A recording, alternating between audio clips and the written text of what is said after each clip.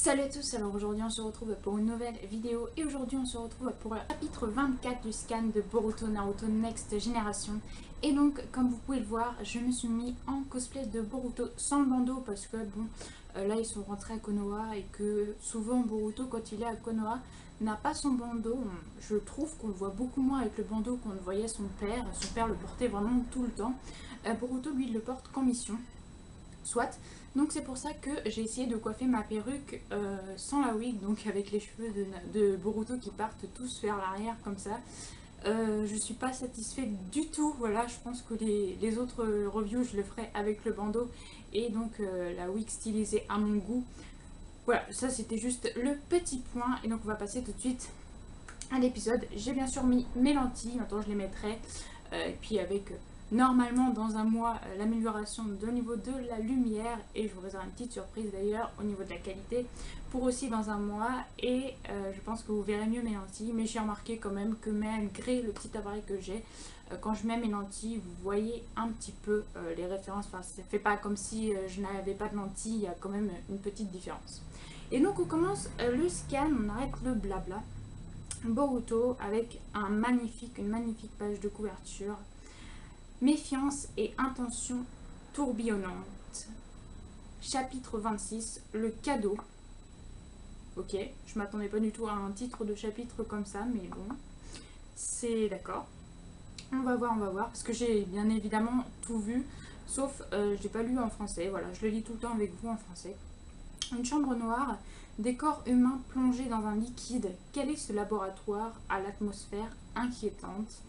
Donc je sais pas si vous verrez, mais je vous ai quand même fait comme il y a pas mes dernières reviews, mais celle d'avant qui parlait du scan. Je vous avais mis aussi mon PC avec à peu près le scan, que vous puissiez décrypter un petit peu.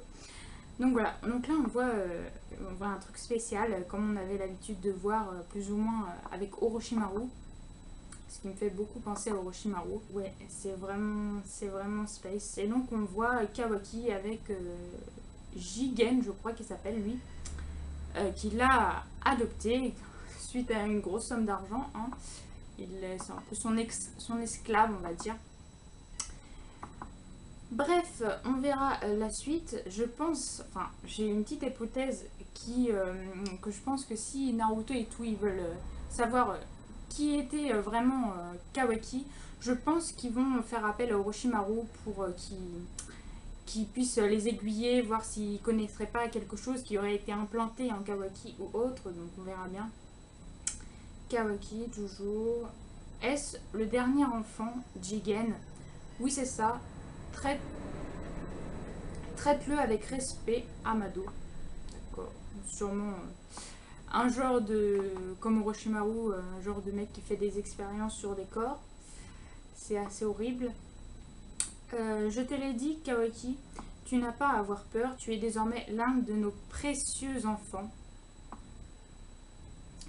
Donc, visiblement, tous les enfants qui seraient dans des tubes, ce serait ce qu'ils considèrent comme des enfants. Je voudrais que tu m'acceptes en tant que nouveau père. Si tu le fais, tu ne seras plus vide à l'intérieur de toi. C'est space. C'est vraiment space. Kawaki qui est étonné. Quant à toi et moi, deviendrons véritablement père et fils. Je t'offrirai un cadeau très spécial. Ah d'accord, d'accord. En fait, Jigen il lui serre la main super fort et si je ne me trompe pas, non c'est exact, c'est la main avec laquelle il a le sceau comme Boruto a et Boruto l'a reçu de Momoshiki. Donc là, vraisemblablement ce serait Jigen qui lui aurait transmis le sceau sur son bras, le même sceau que Boruto.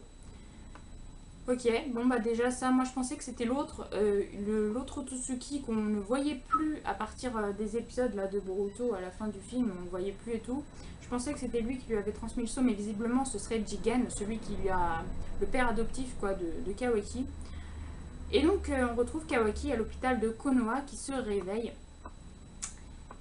Donc vraisemblablement il était en train de repenser à ce qu'il avait vécu étant jeune. Où suis-je? Tu n'as rien à craindre, tu es en lieu sûr. Donc Naruto qui est juste dans la chambre avec Konamaru et Shikamaru. Décidément, il est bien entouré. Au village caché de Konoha. C'est ça, tu es tombé d'épuisement, on ne pouvait pas te laisser ici. Maintenant, on peut discuter tranquillement. Et Kawaki qui se sauve, qui sort du lit directement et qui veut passer par la fenêtre. Qu'est-ce qui se passe? Je n'arrive pas à bouger. Calme-toi, on ne te fera rien. Si on voulait te tuer, on l'aurait fait depuis longtemps. Et donc, bien évidemment, c'était Shikamaru qui avait fait sa prise de l'ombre, sa manipulation de l'ombre pour pouvoir arrêter Kawaki avant qu'il ne s'échappe. Je m'appelle Naruto Uzumaki. Je suis le Hokage. Je joue en quelque sorte le rôle de chef de ce village. Le Hokage est-il le chef? Et je n'en ai pas l'air. Hein. Naruto, toujours très cool. Je suis contre, c'est trop dangereux. Je suis contre, c'est trop dangereux. Toi aussi, tu as entendu le rapport de Konamaru. Si on a un précieux atout de l'ennemi entre nos mains, il représente fatalement un danger pour nous. Les types de Kara viendront certainement le récupérer et il n'est pas exclu que ce gamin soit un espion. C'est justement pour ça. Je suis le plus qualifié s'il s'agit d'un adversaire de taille. Bien évidemment, vu la force de Naruto. Donc, Shikamaru qui ne voulait pas le laisser faire cette petite intervention auprès de Kawaki. On n'a jamais vu ça. Même s'il s'agit d'un gamin, il est très dangereux. Normalement, il devrait être enfermé dans toutes les précautions nécessaires. Mais le Hokage se propose de jouer les nounous. Je suis un réceptacle. À une époque, Kurama, qui est à l'intérieur de moi, était craint en tant que démon renard à 9 queues. J'aurais pu aussi être emprisonné. Ça aurait été sûrement le cas si le vieux Hokage, le troisième, ne m'avait pas protégé. Je comprends ce que tu veux dire, toutefois, car Kara n'est pas le seul problème de Konoha. Il y a des choses que tu ne peux pas décider seul. Oui, je le sais bien. Donc Naruto qui est resté campé sur ses positions et qui, contre l'avis de Shikamaru, a été justement lui parler. Comme vous pouvez le constater, de minutieux outils ninja scientifiques ont été découverts dans tout son corps. Nous supposons qu'ils apportent une modification particulière aux cellules. Le corps est hypertrophié par la division cellulaire fulgurante. Il est capable de se durcir ou de s'assouplir instantanément. Nous avons l'expérience concrète qu'une partie de son bras droit a été utilisée comme une lance géante pour attaquer son adversaire. Et donc là, c'était, il semblerait qu'ils en aient parlé au Kage, vu que bon, les Kage, je sais pas si, oui, si, visiblement, ils sont encore à Konoha. Donc ils ont été les prévenir assez vite, hein, pour dire que Kawaki était un être spécial et qu'il avait plein d'instruments ninja dans son corps, qu'il avait sûrement été manipulé, enfin, et qu'il avait sûrement subi des choses pour pouvoir avoir toutes ces choses dans son corps qui puisse changer autant. Par ailleurs, même si son lien avec les outils scientifiques ninja est inconnu, il porte un sceau mystérieux qui se nomme Kama. Nous savons qu'il peut rendre impuissant la technique de l'adversaire. Cependant, nous ignorons de tout de ce principe. C'est très clair, cet être est dangereux et il faut rester vigilant. Donc Darui qui prend, qui dit que visiblement il faut vraiment être prévoyant vis-à-vis de Kawaki. J'ai déjà posé la question tout à l'heure, mais vous n'aviez donc pas l'intention de l'enfermer. Non, en effet, en échange, je vais rester constamment auprès de lui pour le surveiller. Je ne le lâcherai pas. Facile à dire. Et qui se chargera de ton travail habituel? Voici maintenant des images tournées en direct. Comme vous le constatez, Maître Hokage est actuellement en train de continuer à le surveiller tout en étant présent à notre réunion. Bien évidemment, il a envoyé un clone. Je vois le multiclonage est une technique très pratique et je vais pas t'embarrasser en te demandant lequel des deux est le clone. Alors, sincèrement, je pense que le clone doit être auprès de Kawaki. Je pense que depuis l'affaire avec Boruto, Naruto a dû comprendre que ses vraies priorités étaient quand même de protéger chaque villageois bien sûr, mais d'être plus présent au moment important. La réunion c'est important c'est sûr, mais bon un clone pouvait très bien faire l'affaire, que Kawaki, s'il sème le bazar, faut mieux que ce soit le vrai Naruto qui soit auprès de Kawaki, enfin personnellement c'est comme ça que je le vois. Personnellement, je suis d'accord avec la proposition de Naruto. En tant que réceptacle, je comprends combien il est difficile d'être séquestré et surtout, si c'est Naruto qui le surveille, c'est bien plus sûr que n'importe quelle prison. Bah moi aussi, j'ai vu un démon à queue de près pendant des années. A l'inverse, si tu m'avais parlé de séquestrer un gamin, ça m'aurait déçu. Je n'ai pas d'objection. Je suis d'accord avec le Hokage. Ça fait donc l'unanimité. Merci tout le monde. Alors, bien que ce soit le conseil des Kage, je trouve quand même que Naruto a une place plus importante que tous les autres Kage. J'ai l'impression que c'est quand même lui le centre du conseil, quoi, en fait. C'est un peu celui qui prend les décisions et les autres disent s'ils sont d'accord ou pas. C'était le héros de son histoire, donc ça se comprend. Et c'est vraiment comme ça que je le vois comparé aux autres, quand il y avait des réunions dans Naruto, des réunions de Kage. Là, c'était plus ou moins les avis de tout le monde. Que là, vraiment, c'est Naruto qui est le centre du conseil. Mais ce Kama, ton fils, là aussi, n'est-ce pas? Ça va aller? Je n'en sais rien, à vrai dire, il reste encore de nombreux inconnus. Peut-être que la présence de Boruto qui possède la même chose aidera ce garçon à baisser la garde. Je ne sais pas si cela va jouer en notre faveur ou pas. Et donc on retrouve Kawaki dans la chambre qui est retourné sur le lit. Et Boruto qui regarde sa main avec le seau et qui est au beau milieu de Konoha debout. Et ce passage-là, quand je l'ai vu, donc c'était pas encore traduit, mais quand je l'ai vu, j'ai tout de suite pensé à Naruto Shippuden, au tout début de Naruto Shippuden, quand Naruto retourne à Konoha après s'être entraîné avec Jiraiya, et qui va au-dessus de Konoha et qu'il est comme ça avec les bras et qu'il est là en disant je suis de retour, me voici. Et bah cette image-là, juste avec Boruto au-dessus d'une truc d'eau ou je ne sais quoi, ça me fait beaucoup penser à ce passage-là de Naruto. Une petite référence, petit clin d'œil je pense.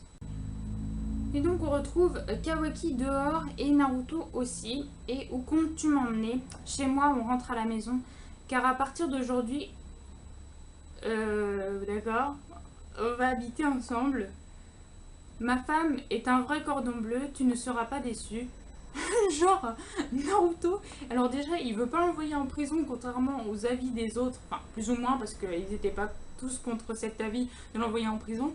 Mais encore en plus, il va carrément l'inviter à aller chez lui, alors qu'il connaît même pas le type, que c'est peut-être un type super dangereux.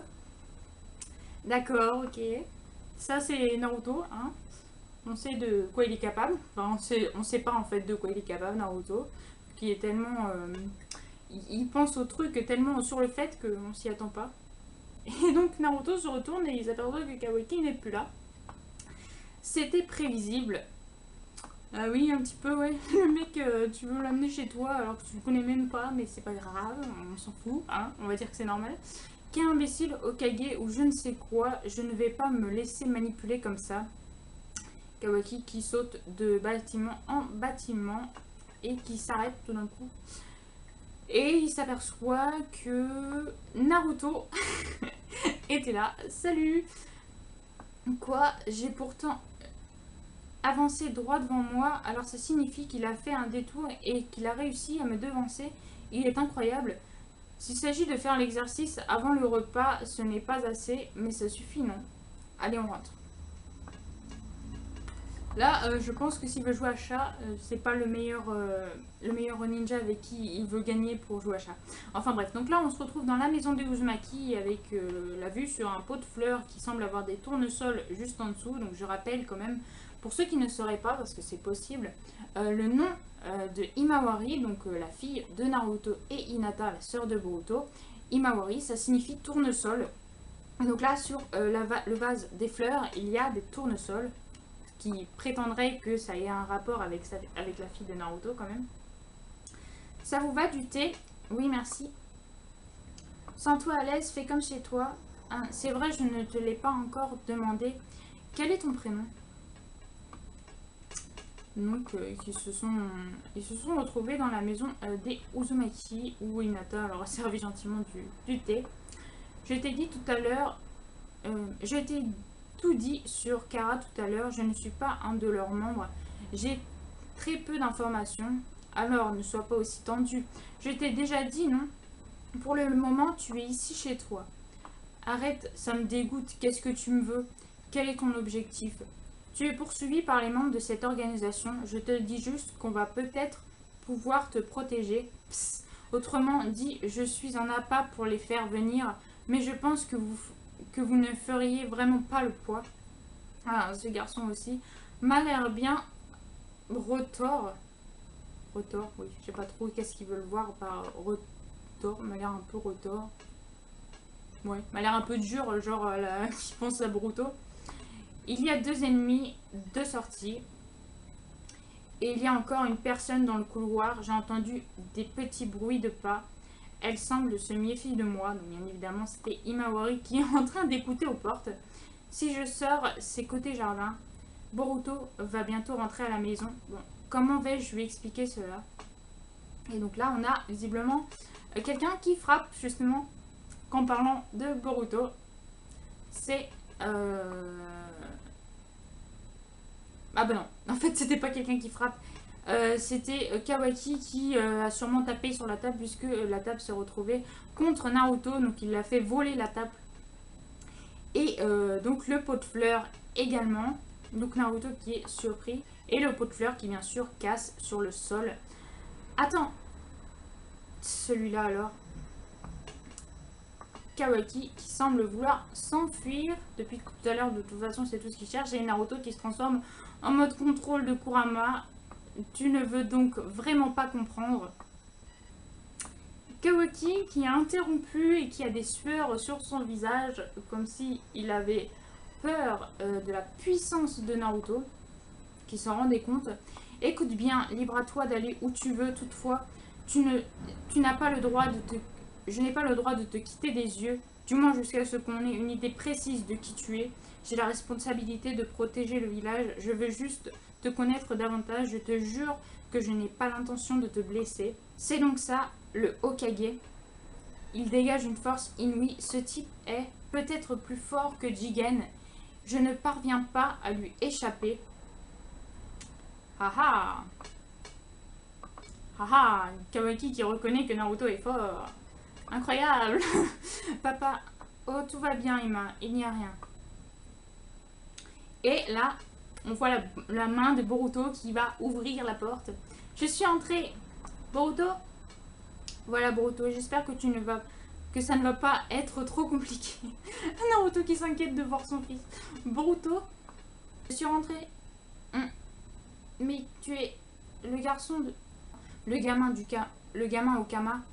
Qu'est-ce que tu fais chez moi? Je vais t'expliquer Boruto. Il va vivre quelque temps avec nous. Essaye de bien vous entendre. Essayez de bien vous entendre. Quoi? Ce type va vivre avec nous?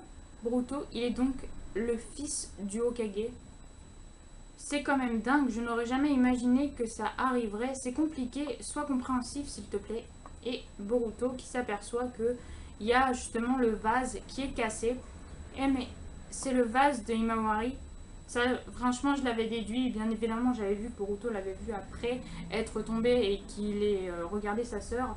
Mais je l'avais compris, même sans traduction, parce que justement, il y a les tournesols et que Himawari veut dire tournesol. Donc pour moi, ça allait ça allait dans le sens. Et ça, je l'avais compris. Donc dans le fond, je suis un peu contente d'avoir compris ça. Alors que bon, moi et l'anglais, c'est vraiment... On n'est pas amis du tout. Donc voilà, c'est le vase de Himawari. Pourquoi est-il en 1000 morceaux? En fait, on a eu une petite querelle tout à l'heure. Le vase est tombé de la table et il s'est brisé. Une petite querelle? C'est toi qui as fait ça? Arrête, Boruto! Tu en fais du boucan? Tu es pourtant chez toi, non? Tu pourrais être plus détendu. Quoi? Boruto qui attrape Kawaki par sa veste. On dirait que tu ne connais pas la politesse. C'est comme ça qu'on se comporte quand on va vivre chez quelqu'un. Tu vas déformer mon vêtement, lâche-moi. Il y a de la tension de ouf entre ces deux personnages. C'est assez chaud. Mais je vous dirai un truc juste après que j'ai juste adoré.